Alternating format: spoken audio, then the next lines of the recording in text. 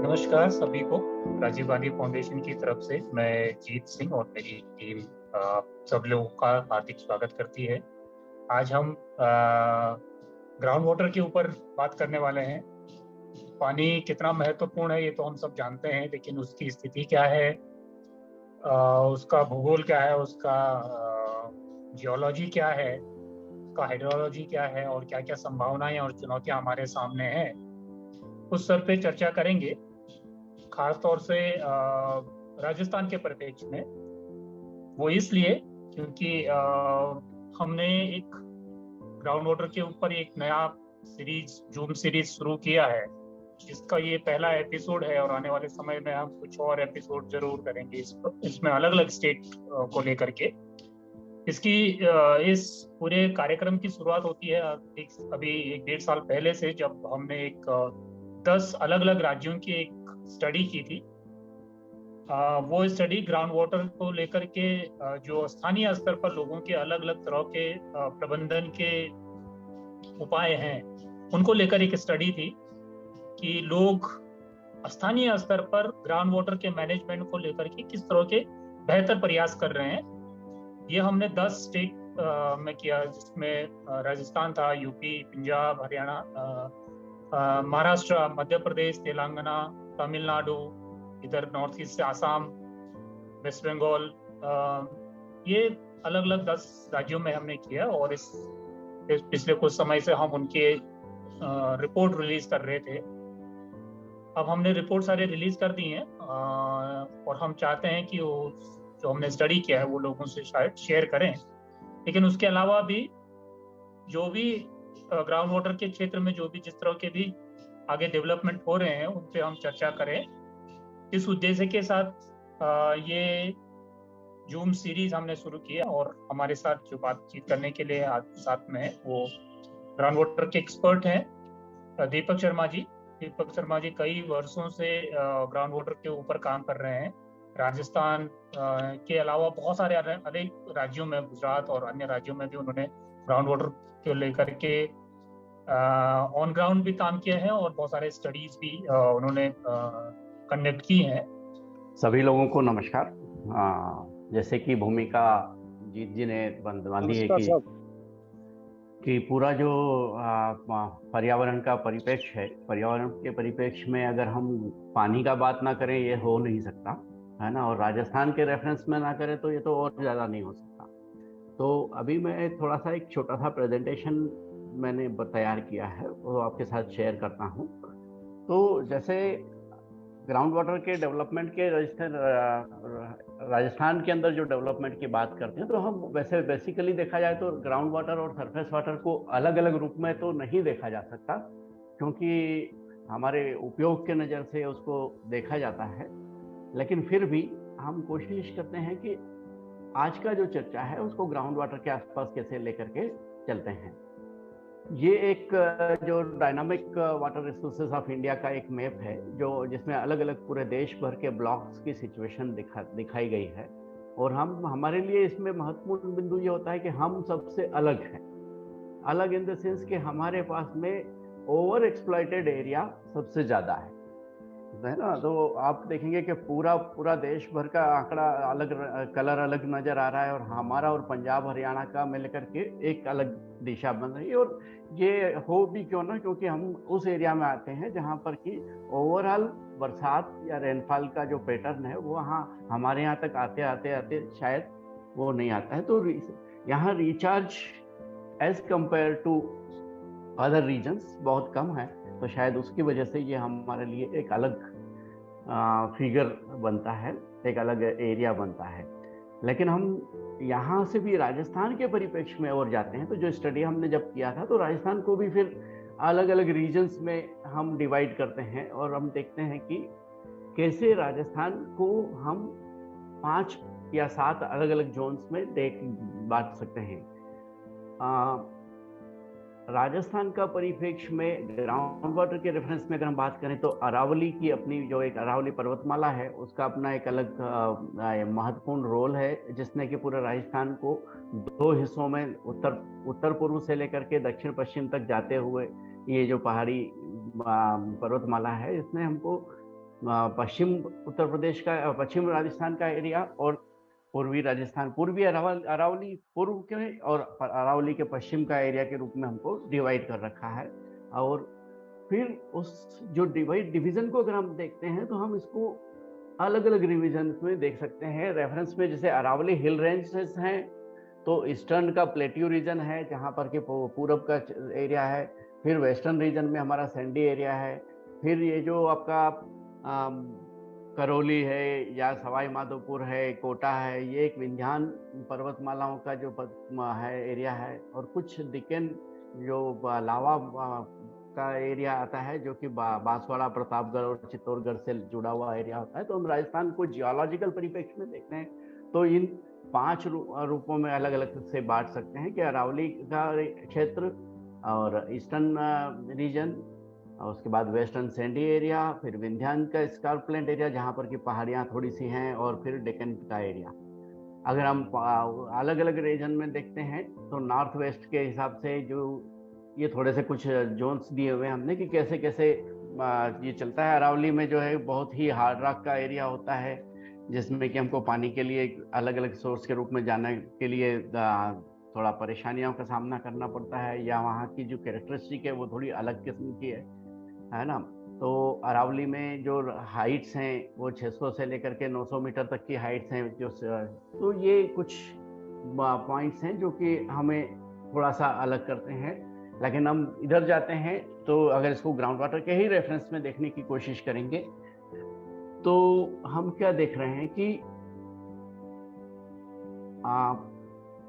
झुंझुनू, बीकानेर, जालोर, ये जो western region है जिसमें एरिया ऑफ जो है सीड आपका जो पूरा वेस्टर्न रीजन है, इसमें जो आमतौर पे 40 मीटर से ऊपर below ground water, below ground level पानी मिलने की संभावनाएं रही हैं, है ना। और ये जो पूरा एरिया है इसमें भी नॉर्थ ईस्ट से लेकर के वेस्टर्न में थोड़ा सा वेरिएशंस आता है। फिर अगर हम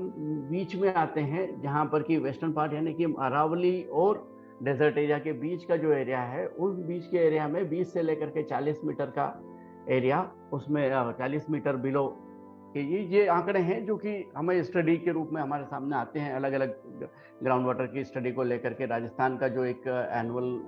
वो बनता है, ड्राफ्ट रिपोर्ट बनता है, और यह स्टेट के जो अलग अलग डिस्ट्रिक्ट के एनुअल ड्राफ्ट बनते हैं उसके हिसाब से। फिर 2 से लेकर के 20 मीटर, 2 वैसे सुनने के लिए बड़ा थोड़ा अटपटा लगता है कि 2 मीटर बिलो यानी कि ऐसा कौन सा क्षेत्र है जो सभी के लिए एक विषय बनता है, लेकिन ये भी ऐसे एरिया भी है जहाँ पर कि हमारा 2 मीटर से लेकर के 20 मीटर गहराई तक में हमको पानी मिलते हैं। मुख्य रूप से उदयपुर, डूंगरपुर, ये जो साउथ ईस्ट और ईस्टर्न रीजन है इसमें इस तरह के कुछ वो आते हैं। एक जगह पर जो है रेफरेंस आता है कि जो सबसे गहरा जो पानी मिलने का एरिया है वो देशनोक, बीकानेर जिले में देशनोक के आसपास है, जो कि लगभग 130 मीटर के हिसाब से देखा गया है। लेकिन मेरा अनुभव जो है कई जगह पे फलोदी के आसपास में और नागौर के अंदर भी आजकल ऐसे पुराने कुएं, एक कुआं मुझे हमेशा याद रहता है, वो है शैतान सिंह नगर करके एक फलोदी के पास में एक गांव है जिसमें कि 600 फीट का कुआं है। और मेरे साथ ये हुआ था कि मैं उसको मेजर करने, उसका ऑब्जर्वेशन लेने के लिए गया तो मेरे पास उतना रस्सी ही नहीं था। तो ये क्योंकि हम तो ईस्टर्न रीजन से जाते थे तो हमने तो कभी ऐसी कल्पना भी नहीं की थी। तो 600 फीट की गहराई का कुआं का कल्पना आमतौर पे हम लोगों को उधर नहीं होता है। फिर हम जैसे अगर चलें पूरे राजस्थान के रेफरेंस में ग्राउंड वाटर को अगर हम देखते हैं तो हमें over exploited, saline region, semi critical region, critical region और सेफ रीजन के अलग अलग कैटेगरीज देखते हैं तो हमें ये राजस्थान का एक बड़ा अलग सा सिचुएशन सामने आता है हमारे पास में, जो ये दिखाता है कि ओवर एक्सप्लॉइटेड रीजन हमारे 60% से ज़्यादा ब्लॉक्स जो हैं वो ओवर एक्सप्लॉइटेड कैटेगरी में आते हैं। 21% जो है क्रिटिकल में आते हैं। अगर दोनों को मिला लें तो लगभग जो है आपका 80%, 81% पूरा एरिया ऐसा हो गया जो क्रिटिकल और ओवर एक्सप्लॉइटेड कंडीशंस में है। जबकि सेमी क्रिटिकल तो हम सेफ वाले में तो 14% है। वो सेफ भी शायद इसलिए है कि वो दोनों अलग रीजन है। जो गंगानगर के आसपास का जो नहरी इलाका है वो सेफ जोन में माना जाता है, या फिर बांसवाड़ा के आसपास का जो माही के साथ में इरिगेटेड एरिया है वो, तो ये वो दोनों भी शायद सरफेस वाटर की अधिकता की वजह से या पानी के मतलब जो है सोर्स अधिक हो जाने की वजह से शायद इस तरह की सिचुएशन वहाँ पर विकसित हुई हो। फिर हम थोड़ा सा आगे अगर इसी चीज को लेकर के चलते हैं कि मैनेजमेंट के नजरिए से हमने जब ये स्टडी को देखा है तो इन्हीं रीजन्स को, जैसे साउथ वेस्टर्न रीजन डेजर्ट का जो साउथ वेस्टर्न रीजन है बाड़मेर का, या आपका जो साउथ राजस्थान का उदयपुर का एरिया है, या वेस्टर्न रीजन में जो पाली, नागौर, जोधपुर, जैसलमेर है, तो ये अलग अलग रीजन में हम देखते हैं कि इन अलग अलग रीजन में अलग अलग किस्म के ग्राउंड वाटर सिचुएशंस को मैनेज किया है। थोड़ा सा अपन इसमें बात और कर रहे हैं, जैसे कि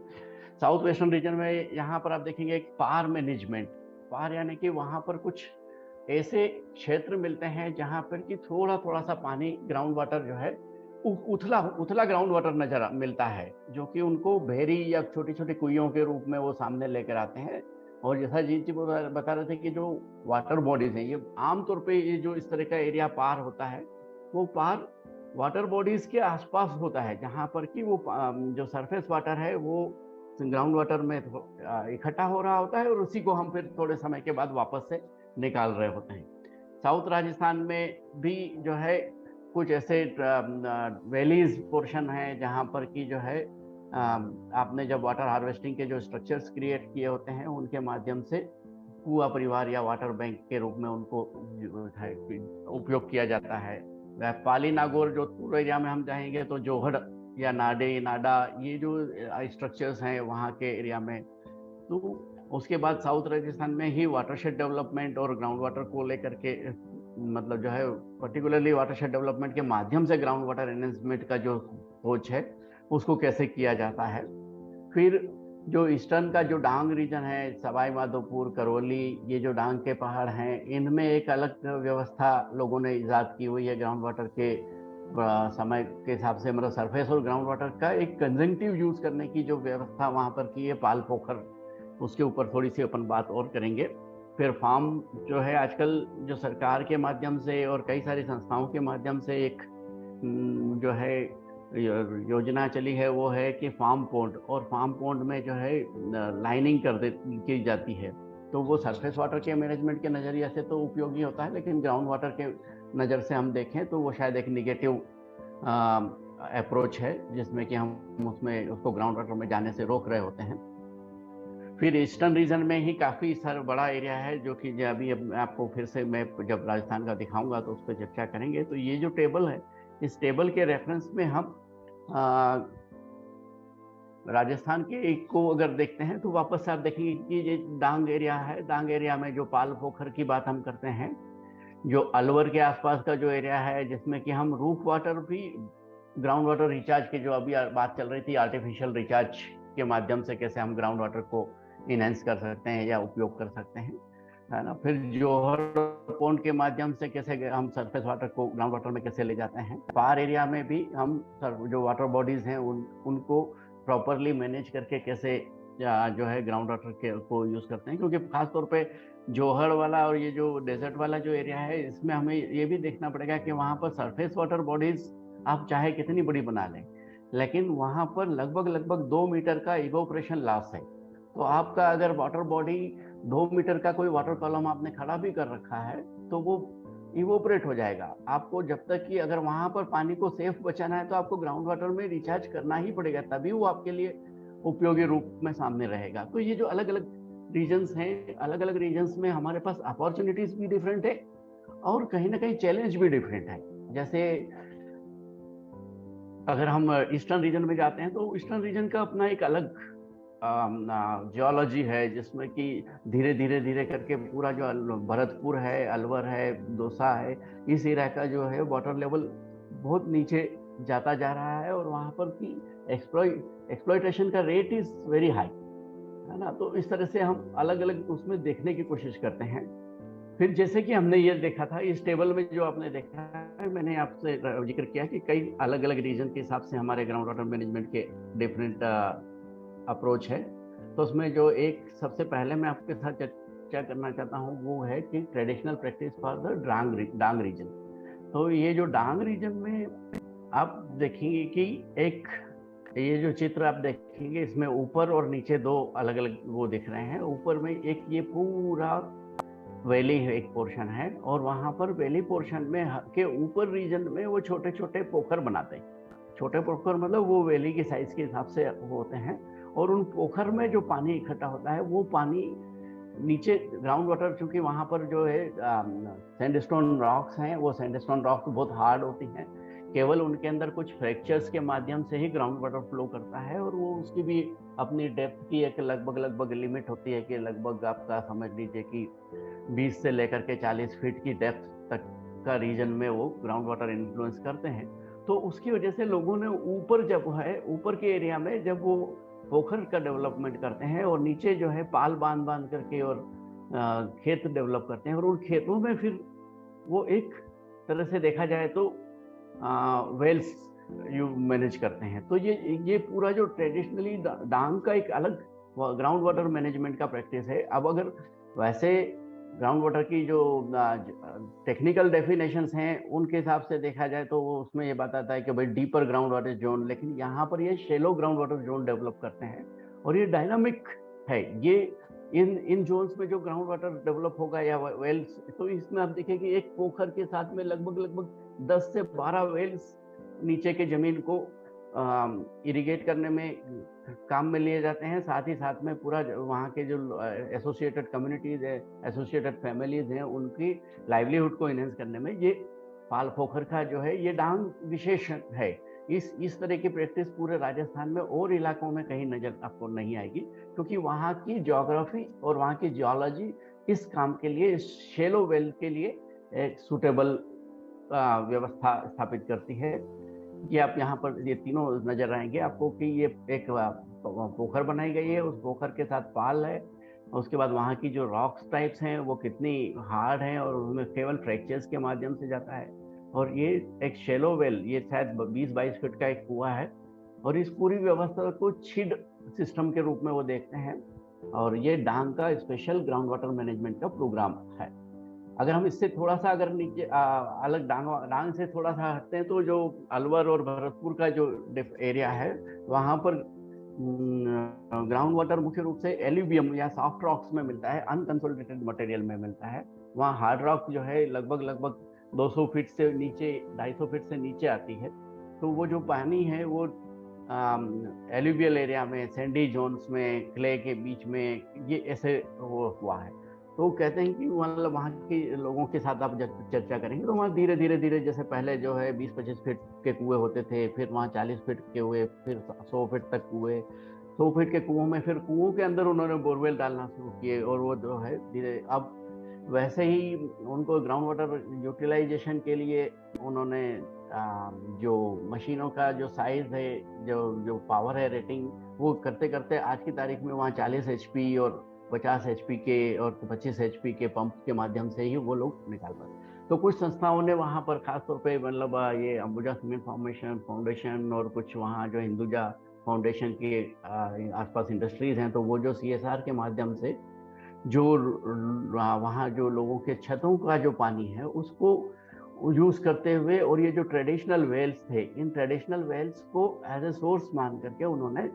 रिचार्ज वेल्स के रूप में या आर्टिफिशियल रिचार्ज के लिए कुछ प्रयास किए हैं, और वो शायद काफ़ी अच्छे से लोगों को इसमें सपोर्ट मिल रहा है। और ये एक प्रैक्टिस है कि जो कि हमारे नॉर्थ ईस्टर्न रीजन में जहाँ पर कि एल्यूवियम में से ग्राउंड वाटर को हम एक्सट्रैक्ट कर रहे हैं या लिया जा रहा है, तो वहाँ क्योंकि इस तरह के कुएं बहुत भारी संख्या में उपलब्ध हैं, और इस तरह का अपॉर्चुनिटीज भी वहाँ पर देखा जाता है, जो कि शायद उपयोगी है। फिर एक जो है ये जो फिगर है, ये मैं आपको यहाँ पर जो साउथ राजस्थान के अंदर जो कई सारे जो आपके वाटरशेड डेवलपमेंट के जो प्रोग्राम चलते हैं, उन वाटरशेड डेवलपमेंट के प्रोग्राम्स में ग्राउंड वाटर का जो जनरली ये देखा जाता है कि वाटरशेड डेवलपमेंट के माध्यम से आप ग्राउंड वाटर रिचार्ज बहुत अच्छे से होता है, और सरफेस वाटर तो खैर है ही, मॉइस्चर भी रिटेंशन होता है। ये जो सामने दो फिगर देख रहे हैं, ये वाटरशेड डेवलपमेंट के पहले और वाटरशेड डेवलपमेंट के बाद की सिचुएशन है 2011 और 2015 में, और ये है 10 या 12 कुओं का वाटर लेवल का एक एनालिसिस है। आप यहाँ देखेंगे कि मतलब जो ओवरऑल डिफरेंस है वो ओवरऑल डिफरेंस तो आया है 1 मीटर या 1.5 मीटर का, कि मतलब आपका वाटरशेड का काम करने से 1.5 मीटर ऊपर पानी का लेवल आ गया। लेकिन इसमें जो सबसे महत्वपूर्ण बिंदु ये आता है कि एक पर्टिकुलर सिचुएशन आने के बाद, यानी कि अगस्त के महीने में जब आपका बारिश का यहाँ पर वो होता है, तो उस समय यहाँ के कुएं लगभग लगभग ओवरफ्लो होते हैं और ऊपर ही पानी चल रहा होता है। जो 2 मीटर का अपन ने आंकड़ा देखा था कि पानी वहां कुओं में से बाहर निकल रहा होता है, और वो दिसंबर तक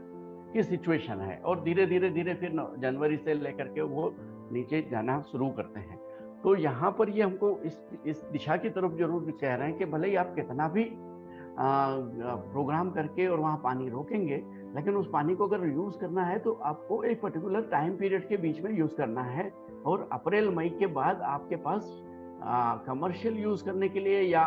एग्रीकल्चर पर्पस के लिए पानी की उपलब्धता ना होकर के आपके पास ड्रिंकिंग वाटर की रहेगी। इसलिए यहाँ पर आप वाटर हार्वेस्ट कीजिए, वाटर से ग्राउंड वाटर रिचार्ज करने के नजरिए से भी और उसको यूटिलाइजेशन करने के नजरिए से भी। ये साउथ राजस्थान या अरावली इसके साथ में इन चीजों को देखा जा सकता है, जहां पर कि हम फिर ये एक जो है इसी ये जो 4 आप देखेंगे कि जनवरी जनवरी नवंबर अगस्त और अब मई के ये जो 4 फोटो हैं, ये 4 राजस्थान के ग्राउंड वाटर अवेलेबिलिटी की सिचुएशन का एक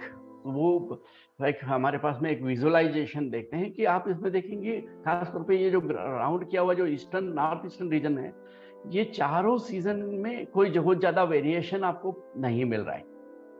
है ना। वाटर लेवल के अंदर वेरिएशन की लिमिट कम है, लेकिन जो आपका अरावली और साउथ ईस्टर्न रीजन है, इसके अंदर जनवरी और नवंबर के महीने में आपके ग्राउंड वाटर का लेवल ऊपर आ जाता है और इसमें फ्लक्चुएशन आपको रिफ्लेक्ट होता है। तो ये इस बात को दर्शाता है कि आपका जो नॉर्थ ईस्टर्न रीजन है, इसमें अब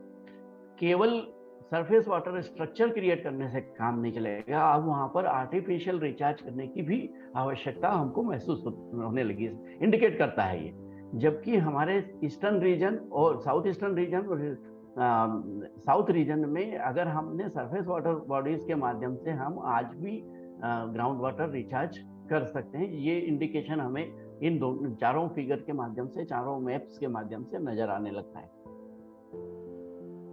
ये का जो रूल्स और रेगुलेशंस रहे हैं राजस्थान में, और जैसे अभी जो नया सेंसस आया है उनको लेकर के कुछ वो है, लेकिन ये अभी हमारे चर्चा के लिए आज इतना महत्वपूर्ण नहीं है। जो अल्टीमेटली अगर ये देखेंगे तो ये जो 2 मैप हैं, इन 2 मैप के माध्यम से हम ये देखेंगे कि आपका साउथ अरावली रीजन और जो है साउथ सदर्न रीजन के अंदर हमें वाटरशेड मैनेजमेंट के माध्यम से या छोटे कुआं के माध्यम से, वैलीज के अंदर जो है छोटे छोटे गली प्लग्स और ये स्ट्रक्चर्स को बना करके हम ग्राउंड वाटर, सरफेस वाटर को ग्राउंड वाटर में कन्वर्ट करके उसको उपयोग में लिया जा सकता है। फिर डांग के अंदर, और डांग के अंदर हमने जैसे बात किया कि जो है छीद के माध्यम से पाल पोखर का एक व्यवस्था एक डिफरेंट रहेगी। तो रेन रूफ वाटर को रिचार्ज के लिए यूज करने के लिए हमें जो है भरतपुर और अलवर वाला एरिया के लिए हमें काम करने की जरूरत है। अगर हम नागौर, पाली, जालोर इस रीजन में काम करते हैं तो हमें ग्राउंड वाटर एनहेंसमेंट के लिए जोहड़ पॉन्ड और रिजोनेशन करने का काम महत्वपूर्ण हो जाता है। लेकिन जो आपका जो एक्सट्रीम डेजर्ट एरिया है उसके अंदर हमारे लिए मुख्य रूप से अगर ग्राउंड वाटर के रूप में देखें तो पार एक महत्वपूर्ण बात होती है, या सीड बोलते हैं, कांजी की सीड ऐसे करके वहाँ कई ऐसी जगह हैं। कांजी की सीड इसलिए फेमस है कि शायद वहाँ पर एक ही जगह पे 200 कुएं एक साथ हैं जातिगत होने की वजह से, लेकिन वो एक ही पार में से पानी ले रहे होते हैं। तो ये मोटा मोटा तौर पे राजस्थान का ग्राउंड वाटर का सिचुएशन है। और ये मैंने जैसे कि बात किया कि ये आपका पाली डिस्ट्रिक्ट में जोहड़ के माध्यम से, और ये एक हमने वाटर बैंक जो है साउथ सदर्न रीजन में जो स्टडी किया था उसमें एक वाटर बैंक के रूप में ये एक हुआ है जिसमें 12 पंप एक साथ काम करते हैं। और ये एक तरह से देखा जाए तो यानी कि ऊपर जो वाटरशेड के डेवलपमेंट के जो काम किए गए हैं उनका सभी पानी, पूरा पानी इस कुएं पे आकर के इकट्ठा होता है और पूरे फिर जो वहाँ पर 40 परिवार हैं, उन 40 परिवारों के लिए एक मतलब जो है ग्राउंड वाटर यूटिलाइजेशन का सोर्स है। इसीलिए इसको जो है वाटर बैंक के रूप में वो लोग देखते हैं। तो ये मोटा रूप से अभी मेरा जो आज का जो चर्चा का मतलब वो था, उसके लिए मैंने ये आपके सामने रखा है।